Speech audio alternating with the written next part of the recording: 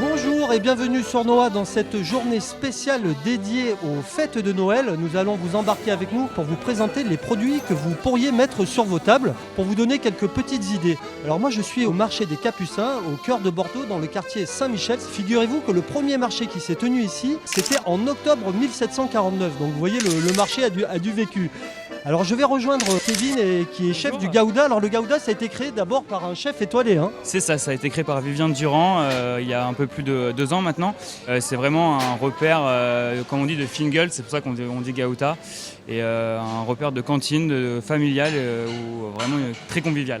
Alors je crois que votre spécialité en cuisine, vous travaillez plutôt sur les abats. Alors justement ça tombe bien parce qu'on est devant une boucherie.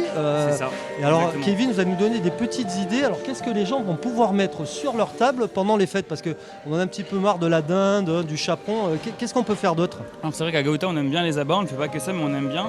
Et alors c'est vrai que pour remplacer les volailles classiques qu'on connaît pendant les fêtes, là on a des super gibiers à plumes. On peut pas partir pareil, on peut les rôtir. La seule chose c'est que c'est un peu plus sec parce que c'est aussi plus fort en goût. On peut amener du lard gras, du lard quintoa du Pays Basque pour éviter de trop assécher la viande. Ensuite on a aussi des gibiers à poil ici. On a des rôtis de sanglier, on a d'autres chevreuils.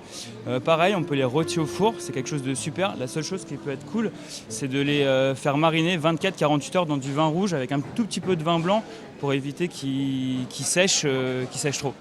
Alors le gibier c'est un peu fort en goût quand même. Est-ce que ça peut plaire sur une table de Noël? Est-ce que les enfants par exemple peuvent être fans de gibier? Ça se prépare? Ça adoucit dans la cuisine le goût? Alors oui, ça s'adoucit. C'est vrai que le sanglier, il y a un a priori, mais c'est pas forcément très très fort en goût. Surtout si on le marine dans du vin rouge, il va perdre ce côté un petit peu gibier. Donc ça peut être une super alternative aussi pour Noël. Le repas de Noël, ça commence à l'apéro, c'est bien connu. Et on peut, avec des abats, avoir des petites idées pour l'apéro. Voilà, par exemple, on a vu qu'il y avait des super coups de dinde. Alors on revient sur la volaille plus classique. Avec les coups pour l'apéro, par exemple, on peut les rôtir au four assez fortement, bien les colorer et ensuite les cuire dans un bouillon. On va les plonger dans de l'eau, les cuire environ 2-3 heures avec une belle garniture aromatique. Et on va les effilocher, on va faire une rillette pour l'apéro. Par exemple, si on a oublié du pain qui est un petit peu séché à la maison, ça peut être cool, on va les faire toaster et ensuite on va mettre la rillette de coups de canard. Et ensuite ce bouillon, en plus on peut s'en servir pour des soupes, pour du risotto. Ça peut être très sympa. 9 € la pièce, c'est pas le kilo. 14 ça. Dans quelques jours, Noël arrive. Est-ce que vous avez déjà prévu le plat que vous allez mettre sur la table? Il y a des riz de veau au congélateur quand même. Et voilà. Vous êtes plutôt habitué à mettre les plats traditionnels comme la dinde ou le chaperon, ou un peu innover année après année, essayer de trouver des petits plats qu'on n'a pas l'habitude de manger? Alors je reste sur du traditionnel mais j'agrémente d'épices ou du sucré salé. Enfin voilà, pour changer quand même de l'ordinaire. Oh non, c'est trop lourd la dinde. Non, poisson si vous voulez, des choses plutôt légères. Non, la dinde c'est fini ça. Si je vous fais un aveu, je suis même pas encore où j'en suis. Il y aura sûrement des huîtres, il y aura sûrement un bon rôti dans le filet, il y aura sûrement du poisson, mais bon, tout ça pas en même temps, hein. Ça va s'étaler sur plusieurs jours. Parce que les crises de foie après les fêtes, c'est pas bon. Voilà, vous comprenez ? Je suis toujours avec Kevin, on est passé alors cette fois-ci de la boucherie au maraîcher, hein Kevin? Exactement, là on a des super produits de saison, on a des super choux-fleurs. Et nous à Gouda en ce moment on fait une recette qui marche pas mal et c'est vrai qu'il peut aussi plaire aux enfants.